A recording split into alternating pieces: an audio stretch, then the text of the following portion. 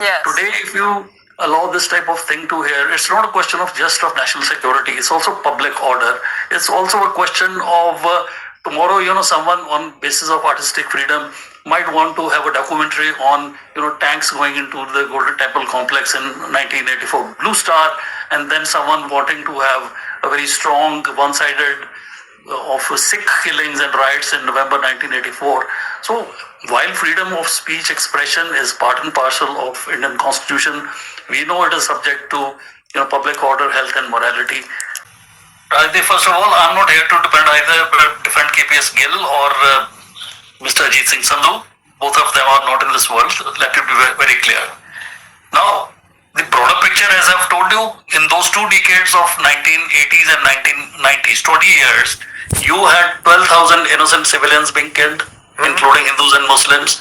1784 police officers, including 2 DIGs in live encounters, and 3-4 SSPs in discharge of their duties being killed.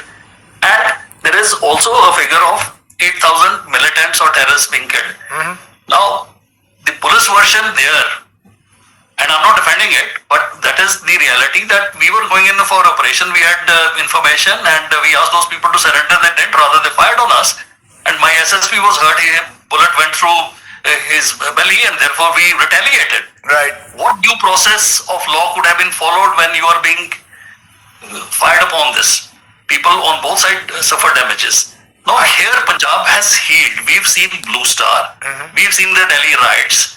We've seen worse thing. Justice Ranjit Singh headed a commission of inquiry in the firing at 2 most egregious incidents connected with Secretary-Legion 2015, where even still the process of law in terms of charge sheet has not begun, in spite of his clear recommendation. So, but what I would say, the Punjab needs to heal, and this is not to scratch those wounds. If you want to have the Truth Commission, please do so, and tomorrow have it for the Blue Star also. Have so it you're saying otherwise this is not going to help Punjab. I take your point. You're saying this is not the way that you will heal. We will thrive. We will survive. Okay. This is an all-embracing question, and thanks for having me on your show. First of all, for record, I was Deputy Commissioner Amritsar, and that's the district magistrate from 1992 to 96. That included Taran, which is now a separate district.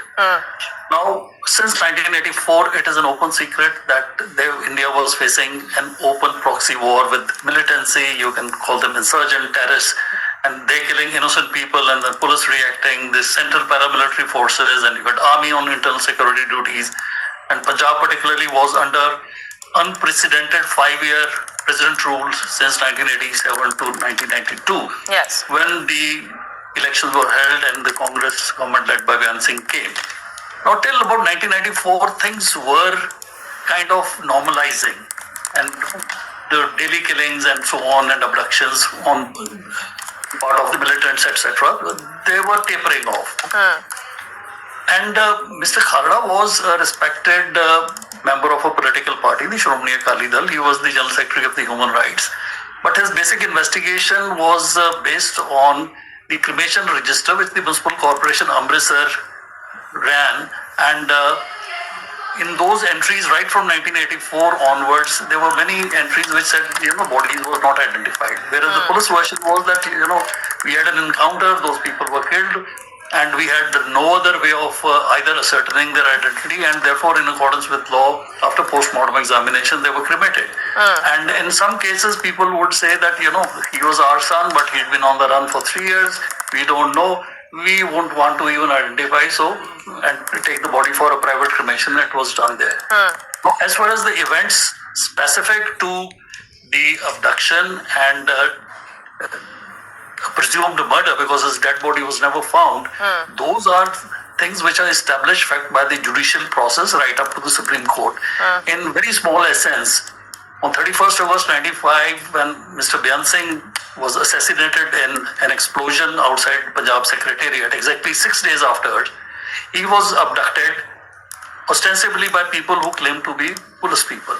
I was district magistrate. People approached me that Khalra Sahab has been abducted by police, and since he had been taken away from his house in Amritsar Police District, my first port of call was SSP Amritsar. He said, well, we have not either taken that person nor we require him in any case. and it might be the Taran police. And SSP Taran, I contacted at that very point. He was not available. Of course, he rang up later in the evening to say, we have neither this person and nor is he wanted in any case. In the meantime, the people, they represented for a magisterial inquiry, and I consigned that magisterial inquiry to a senior additional district magistrate level. In the meantime, his wife approached the Supreme Court, which was already hearing Mr. Khalra's writ petitions on these cremations and so on, and a bench led by Justice Kuldeep Singh, they passed an order for ordering a CBI inquiry into this abduction and alleged murder. So that investigation proceeded. Charges were framed against 6 persons, and ultimately the CBI special court convicted them. Correct. In, I think, year 2005. The High Court enhanced the sentences, and even now 6 Punjab police officials are undergoing life imprisonment because their SLPs up the level of the Supreme Court was dismissed.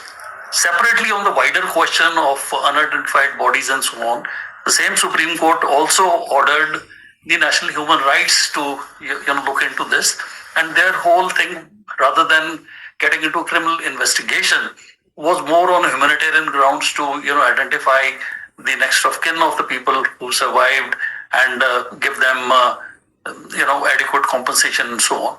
So therefore, broadly, if you see, the events are right, but maybe they have not seen the by way of a proactive disclosure the movie itself, but maybe on the other side, innocent bus passengers being taken out, segregated on the basis of religion and killed, and similarly innocent people, police officials, families being massacred by these scores.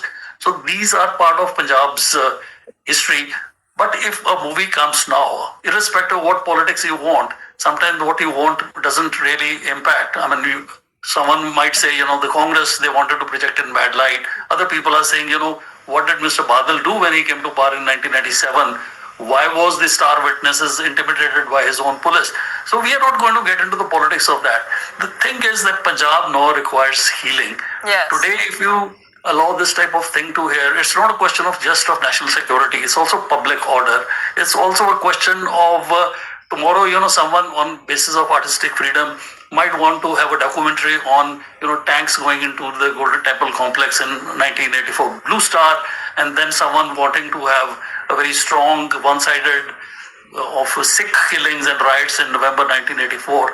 So while freedom of speech expression is part and parcel of Indian Constitution, we know it is subject to public order, health and morality. And in this case, we of course don't know whether the producer has pulled it, whether the OTT platform has pulled it. And why it was pulled. We don't know why it was pulled down either.